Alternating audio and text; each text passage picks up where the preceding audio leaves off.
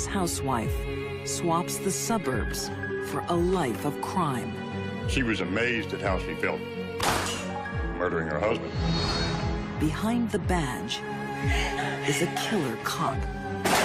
She's the most cold-hearted person I've ever dealt with in my life. And an innocent girl is tortured by a monster. The pain that she endured can be compared to the pain that Christ endured when he was crucified. For these deadly women, killing comes naturally. You deserve it. Because they're born bad.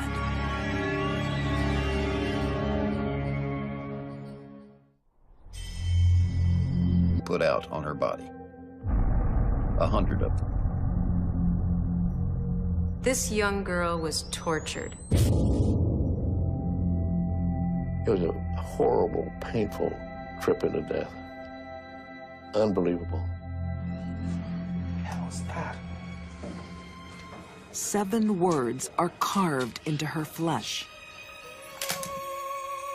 I'm a prostitute and proud of it. I need to know what the hell is going on here. Suddenly, a girl comes forward. She says, "You get me out of here, and I'll tell you everything." Her story will shock America and unmask a sadistic killer. How could a sane person do what they did to this girl?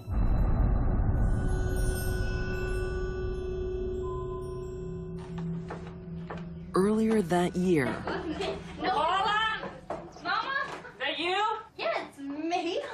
Gertrude Banaszewski is living on the edge. This afternoon. Johnny? Hey, Ma. Where you been? I ain't been nowhere. You better behave yourself. The one-time beauty is worn down by poverty and parenthood.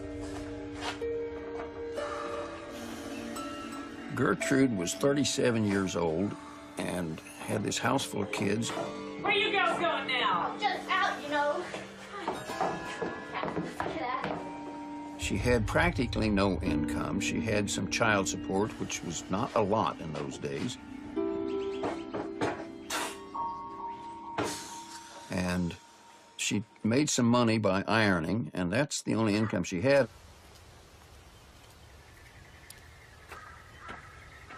Matty Bumpo was a young Indianapolis reporter when he investigated the Banaszewski case.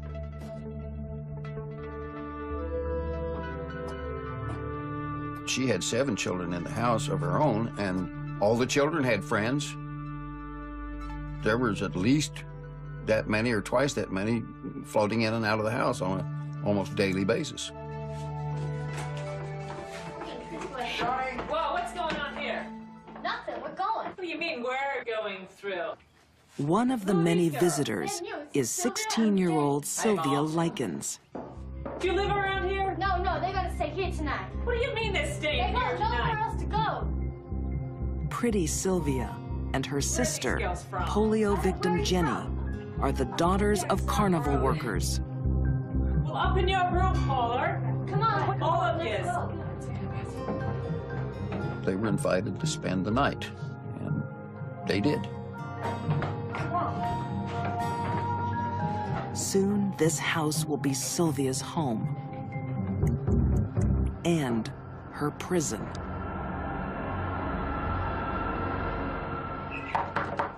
Hey. Hey, I'm looking for my daughters. When her father, Lester, meets Gertrude, he makes a fateful proposition. Here they are now. Hey, girls. Come on in. He asked Mrs. Banaszewski if she would board the girls for him while they went out on the carnival circuit. Now we got plenty of room here. She said yeah, and negotiated a price of $20 a week. That's great. That sounds great. Now there is one thing. Now I'm going to need that $20. All right. I'm going to need it up front. All right. Okay? Sure. Because I don't know that Gertrude Banaszewski ever made a rational economic decision in her life. This certainly wasn't one. Yeah, I got 20 of those right here. I'm sure she resented the burden, even though she had agreed to take it on. All right. Now I'm gonna need the money every week. Sure, I mean, we'll be on the road, but I'll get it to you. I need it on time. You know, I get it to you. Well, I want to Lester has made a grave mistake. Promise. Okay, because I want to take those girls to church. Gertrude is the last person you would leave your children with. Okay. She was cold, distant sometimes, giving one the impression that she's not exactly there all the time. In 1965, psychologist Edward Strain gives Gertrude Banaszewski a simple diagnostic test. He asks her to draw a self-portrait. She drew a woman who had long fingers, and at each finger was kind of clawed or pointed, which is suggestive of sadism, hurting people. The diagnosis I came up with was hysterical personality with overdetermined sadistic trends.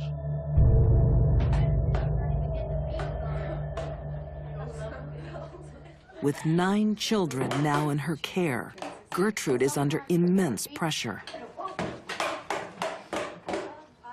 The house wasn't equipped for 2 people, let alone the crowd that was living there. I mean, it was grim. Something out of Charles Dickens, almost. It's not here. I looked after you 2 girls for nothing. Now get up here. When Lester's payment doesn't turn up, she erupts, punishing the girls for their father's failure. Now bend over.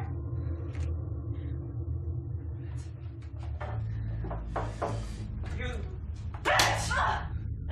But this is not just anger about the money.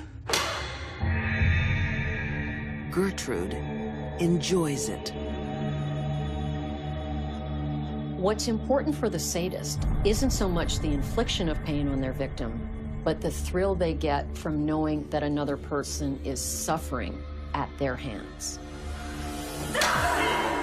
That's what turns on the sadist. You ready now, Jenny? No, Jenny. Bend over! For Sylvia, it's just the beginning. I'm not finished with you yet. From now on, Gertrude will find any excuse to lash out at the defenseless girl. Now stand up! Take your chairs! Come on, hurry up! Almost textbook psychological games being played. Get that smirk off your face, Johnny. Gertrude playing those in her own mind, projecting, scapegoating. That's very much what was going on there. If that check isn't here next week, we'll do this all over again. You got it?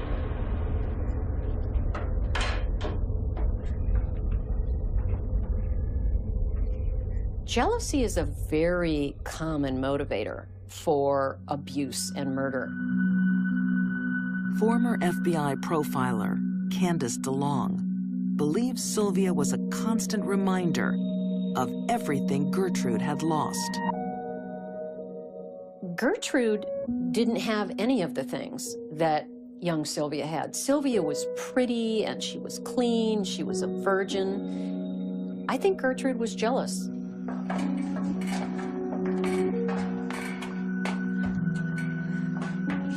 Jealous and cruel, You're a dirty little slut! Gertrude will recruit innocent You children stay down here till you learn your lesson. Shut up! in a sadistic vendetta against Sylvia Likens. The pain that she endured on a daily basis, I think, can be compared to the pain that Christ endured when he was crucified. But he went in a day.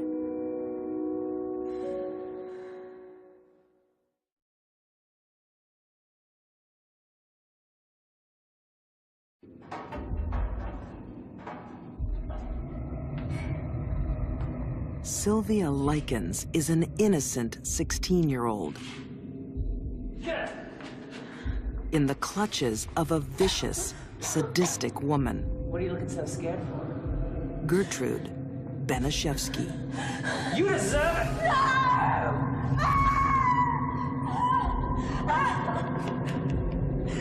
I think she knew everything she did. I think she enjoyed it.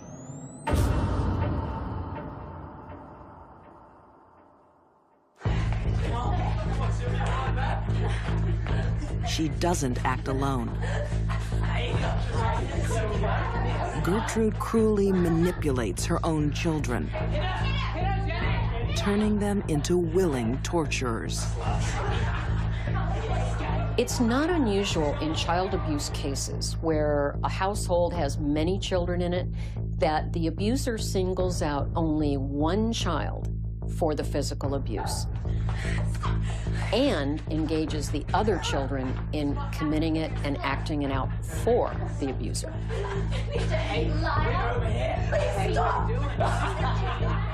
You had an adult who was an authority figure to these kids, authorizing this cruelty.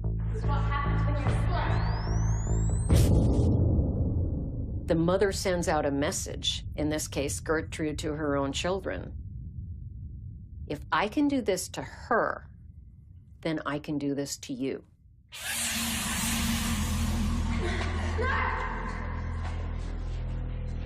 Worse is yet to come. Put it down! Try that! Goddamn little slut! You burned my daughters. Now I'm gonna burn you! Toilets! When Sylvia is accused of spreading rumors, You see this? You gonna get this? Gertrude's sadism finds new extremes.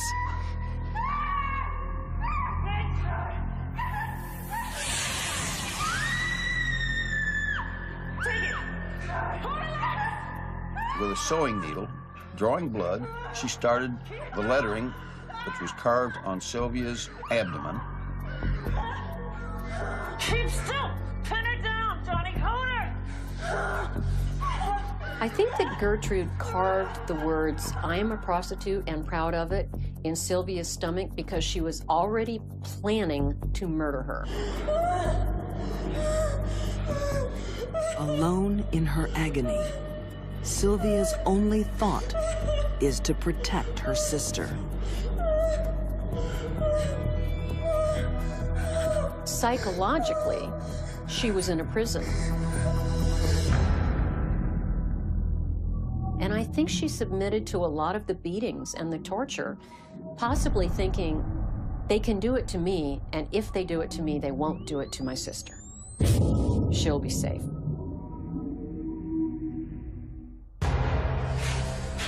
Get up! Come on! Get up! Now sit down! The beatings are leaving Sylvia We're gonna weak, write a letter. her body wasting away. We're gonna write a letter to Mr. So Gertrude and Mrs. makes a Likens. desperate plan to cover up her crimes. Now,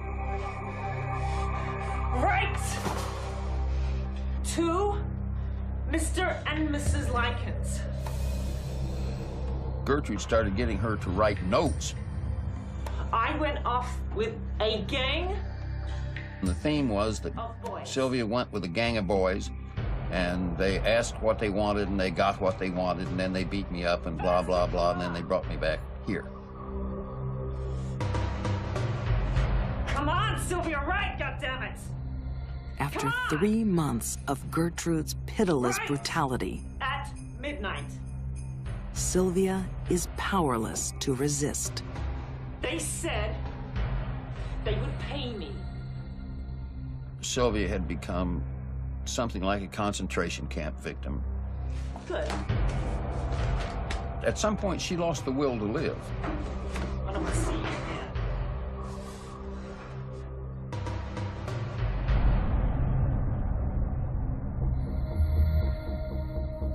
Forensic pathologist Janice Amatuzio believes Sylvia's severe physical condition affected her state of mind. Our will to live is very intimately linked to our immune system. When somebody has numerous sores, when they have infection, it usually indicates to me that they are not getting sufficient nourishment, vitamins, water, etc., in order to give the body the tools so it can heal itself. This will cause depression, and with depression, the will to live just simply trickles away.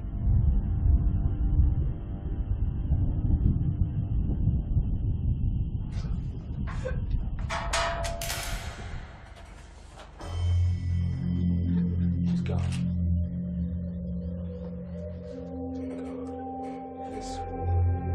Sylvia certainly must have felt there was no way out.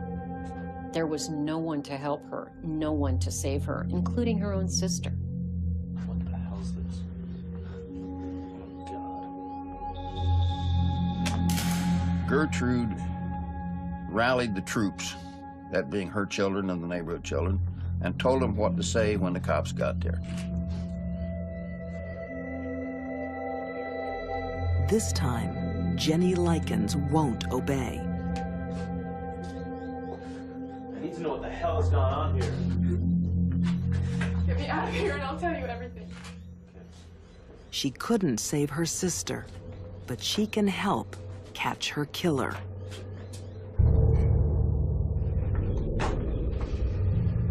Gertrude Banaszewski is found guilty of first-degree murder and sentenced to life in prison.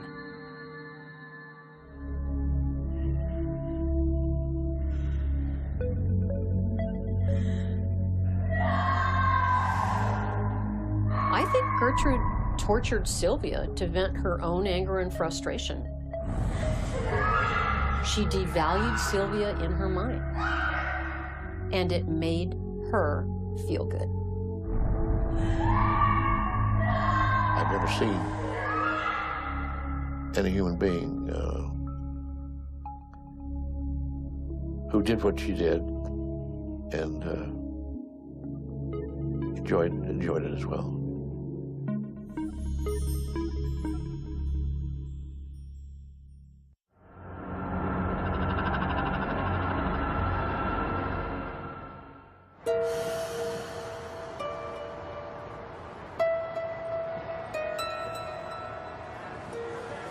When someone born bad is in a position of power and trust, the deadly fallout can scar even the toughest town.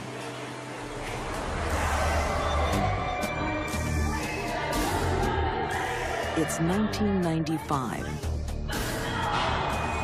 In a New Orleans restaurant, a brother and sister plead for their lives. They know their attacker. She's been their trusted friend and protector. Now, police officer Antoinette Frank is their executioner. I think she's evil and sick and the most cold-hearted person I've ever dealt with in my life. Antoinette Frank was the last person in the world any police department should have ever hired.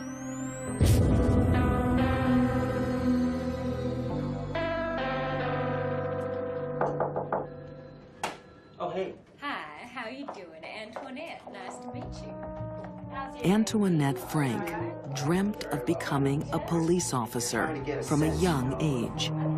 Why do you want to join the force? It's always been something I've been keen on, and I just really want to help with, crime and that sort of thing, and think I'd be the just perfect person. But she should never have been given a badge. Right, never been asked to leave, been fired? Antoinette Frank initially was rejected on the job because of her psychological evaluation. That's it. We'll have a look at all that stuff and, The police department's process at the time then referred her to a psychiatric evaluation by a medical doctor. The doctor finds her a dangerous liar with a troubled history.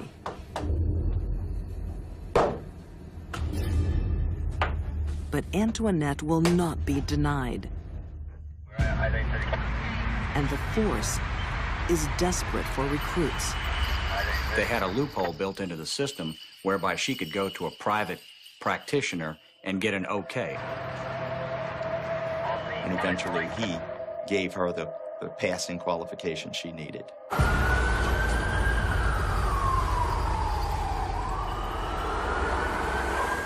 Once in the field, it's clear this 23-year-old isn't cut out for life on the force.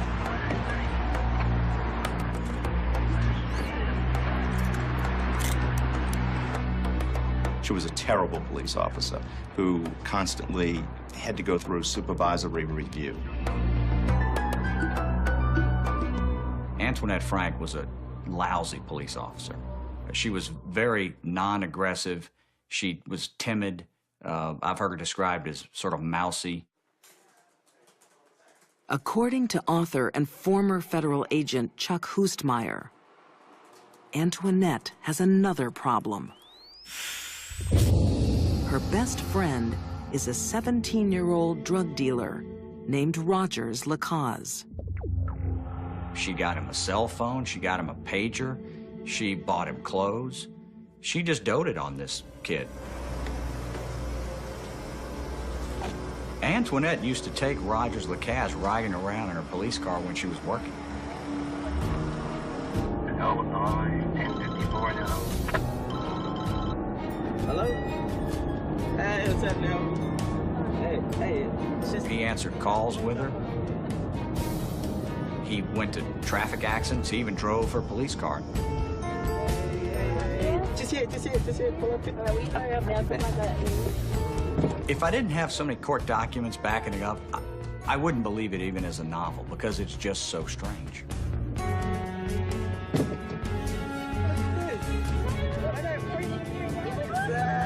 I think Frank was attracted to Rogers Lacaze because he was young and he looked up to her and she could dominate and control him.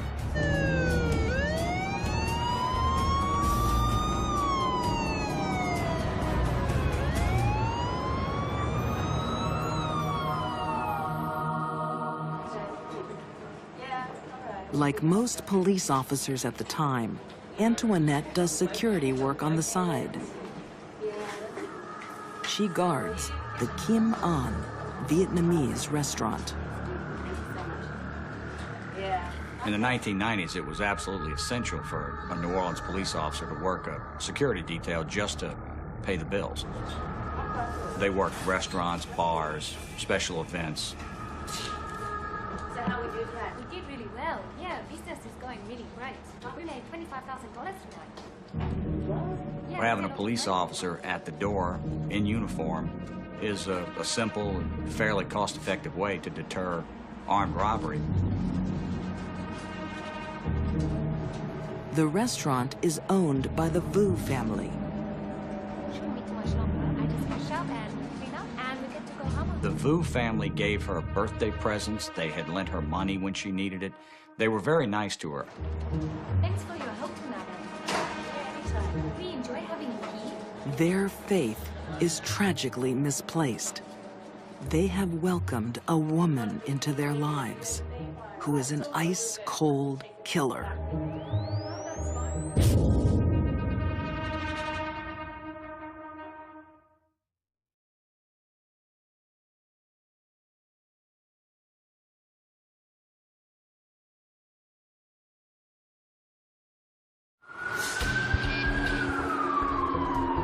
In 1995, the streets of New Orleans are a tough beat for police.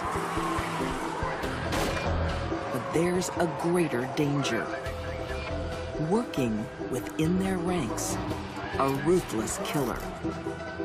Officer Antoinette Frank. By the time she became a police officer, she was a full-blown sociopath. And she used her position that badge gave her to use and abuse others. She's what you would colloquially consider a psycho. Off-duty, Antoinette does security at a Vietnamese restaurant with fellow officer Ronnie Williams. But just like her police work, this job isn't going smoothly.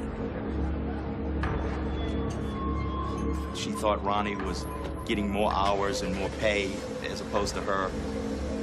And I think that's kind of what triggered her into deciding to go to get the cash out of the place, and she felt like that would even things up.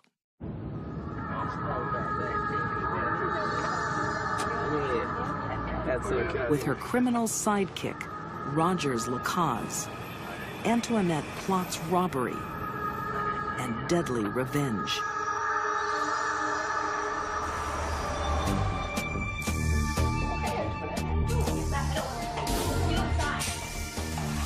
The Vu family's trusted guard is now their attacker.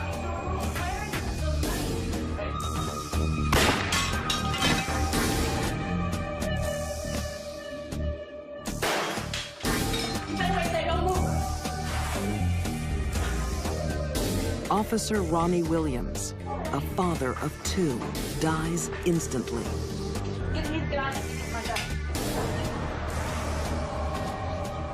They went there with the full intention of killing everyone there just to get the cash that may be on that location.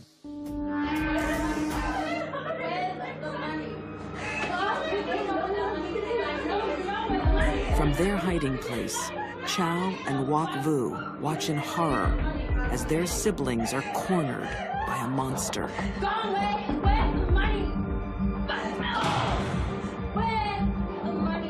Very little planning whatsoever. Just total chaos and evil thoughts.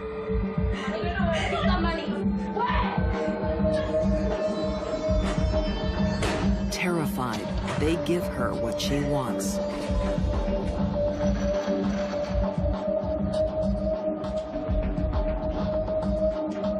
The survivors actually could tell us they heard them begging for their life.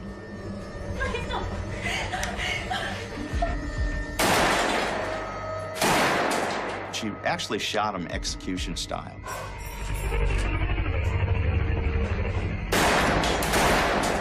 They were on their knees, on the kitchen floor, and she fired 9 bullets into them.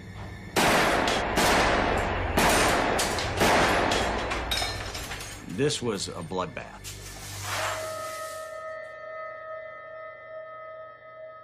I mean, here you have an active police officer committing murder, and one of the victims is another police officer. It was unheard of. It made me sick to my stomach.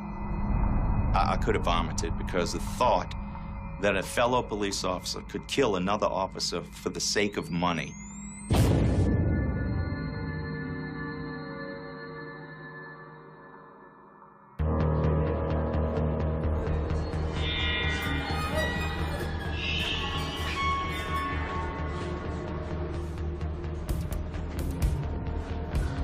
An hour after watching the murder of her brother and sister, Chow Vu makes a run for her life.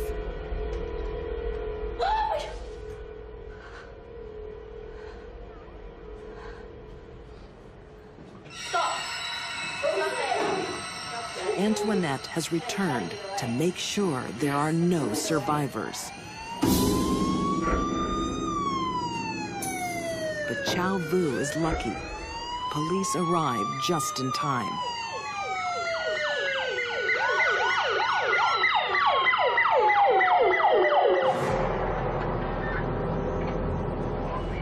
At first, they assume Antoinette was the first officer on the scene. Ironically, I felt like we had received an incredible break by having a police officer as an eyewitness on the scene.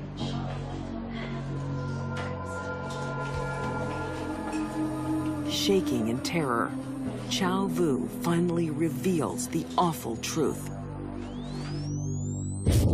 The killer is Officer Antoinette Frank. It does take a particularly vicious, cold-blooded person to just gun down 3 helpless people who knew you. Antoinette Frank and Rogers Lacaze are both found guilty of first-degree murder and sentenced to death. Neither Antoinette nor Rogers has gotten what they deserve yet. When the sentence is carried out, then they will have what they deserve. I've handled, assisted, or supervised well over 1,000 homicides. Antoinette Frank, without a doubt, is the most cold-hearted person I have ever dealt with.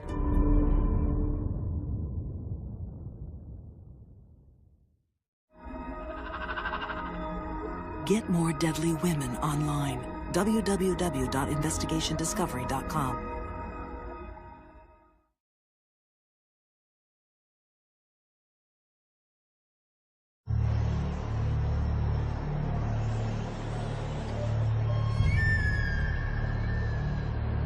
For some women, killing can become a lifestyle choice. Most people that get involved in violent crime had horrendous childhoods and suffered a lot of abuse. Other people that get involved in violent crime were just born bad.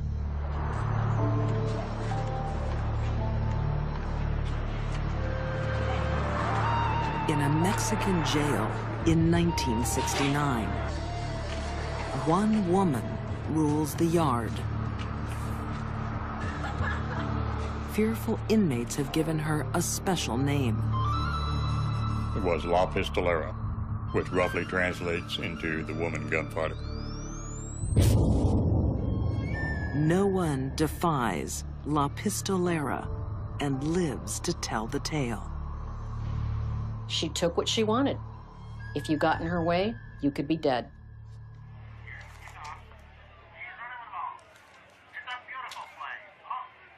Nine years earlier, in Independence, Missouri, Oh, yeah.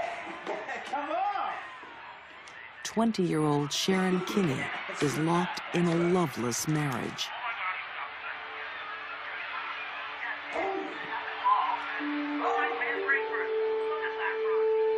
She fancied herself somebody greater. She married a young college man with the idea that he could spirit her away.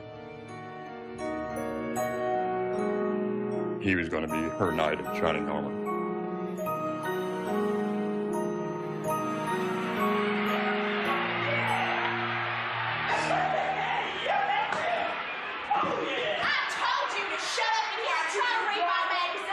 Sharon isn't interested in the life of a 1960s housewife. Sharon didn't like the religious attitudes of her husband, James. And so from that point on, it started deteriorating.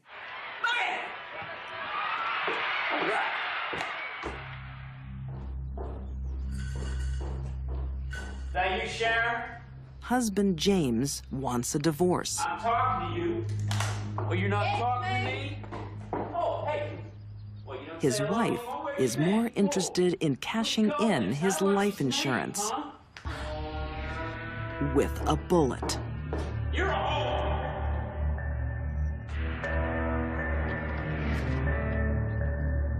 $25,000 in 1960 was a lot of money. And she wanted the money. Plus, she wanted to be able to continue her promiscuous lifestyle without hindrance from her religious husband.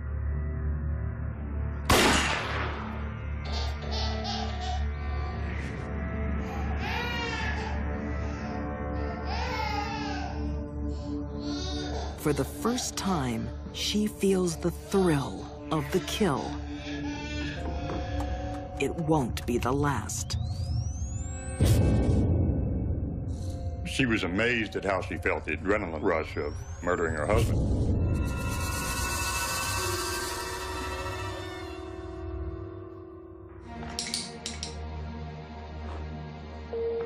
When police investigate her husband's death,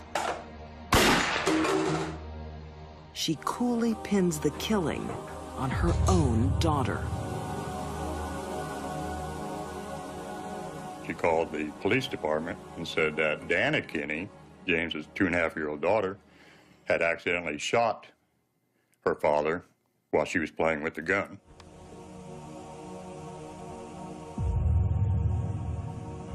The heavily oiled weapon has no fingerprints. Dubious police accept her story. Sharon gets away with murder. Dana could have fired the pistol, so they ruled it an accidental homicide. From now on, Sharon Kinney will live her life by the law of the gun. Sharon Kinney was a sociopath. She had no guilt, no remorse about hurting anyone. She had no empathy for human life other than her own.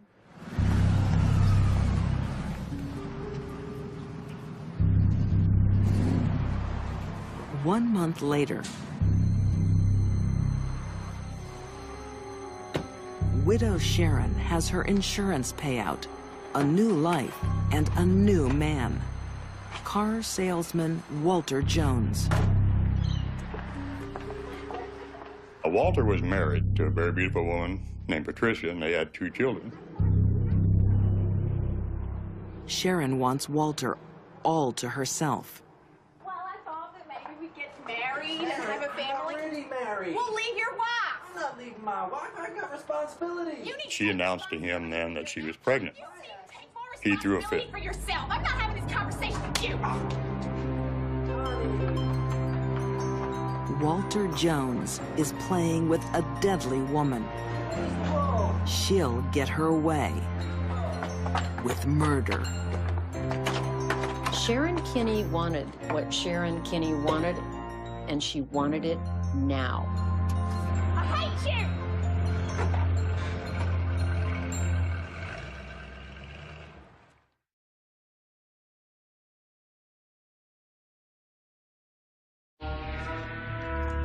Sharon Kinney is a housewife who's traded life in the suburbs for a life of crime.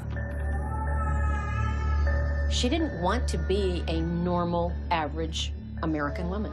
She wanted excitement, and crime gave that to her. Just months after shooting her husband, Sharon's having problems with her new lover, Walter Jones. I hate you. He doesn't want to leave his wife, Patricia.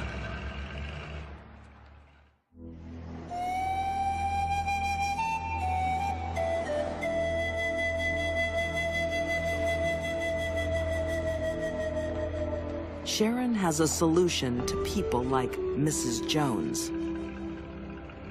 She kills them. Get out of the car. Get out of the car. Just do it. Get out. She lures Patricia to a secluded lane. Move around to the front of the car.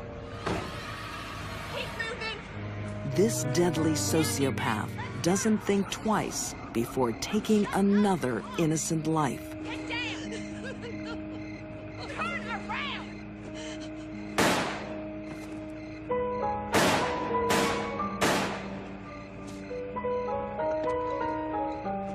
Police discover that Sharon is the last person to see Patricia alive.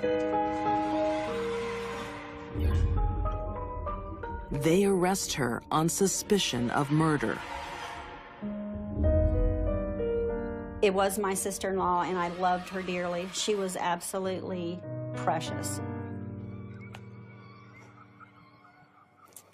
She was very precious.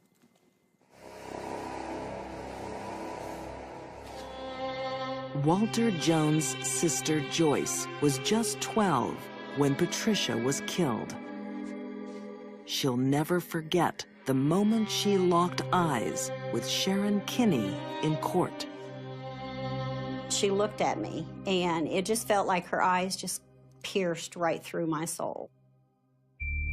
It was the creepiest thing. She looked evil. Walter Jones never forgot Sharon Kinney either. I remember every time he would come to visit, he would always wake up screaming her name. In court, she causes other nightmares. Sharon Kinney was found not guilty. And one of the reasons she was found not guilty is because they never found the murder weapon. Set free, Sharon embraces the criminal life, spending the next few years running with the mafia in Kansas City. Then she heads to Mexico. Oh, that car. Did you enjoy that? Yeah. What else was She meets a man by the name of Francisco Paredes Ordonez. Want to have some more fun? Yeah. He's met the wrong girl. This was her chance to mug this guy, take his wallet and his car keys, and head back north.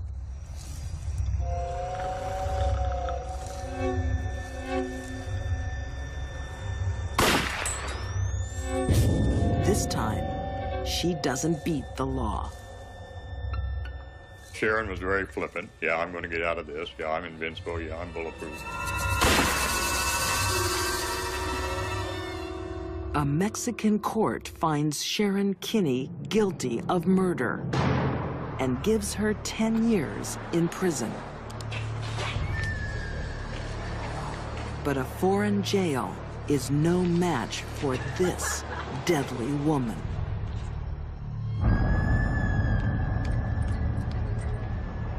On December 7th, 1969, upon the conclusion of a very busy visiting hours, visiting Sunday, when the guards did a bed check of all the cells, Sharon Kinney's cell was empty. The one they call La Pistolera is gone. That's quite a feat, and she pulled it off. That's the kind of person she was. Nothing could stand in her way, not even prison. No trace of her has ever been found. I do not believe she's dead. I believe that anybody as smart and crafty as Sharon Kinney would still be out there.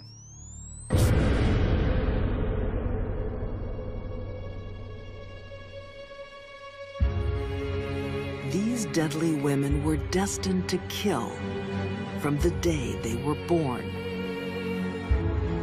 A brutal sadist, Gertrude Banaszewski, took pleasure in a young girl's torture. Sharon Kinney was an outlaw,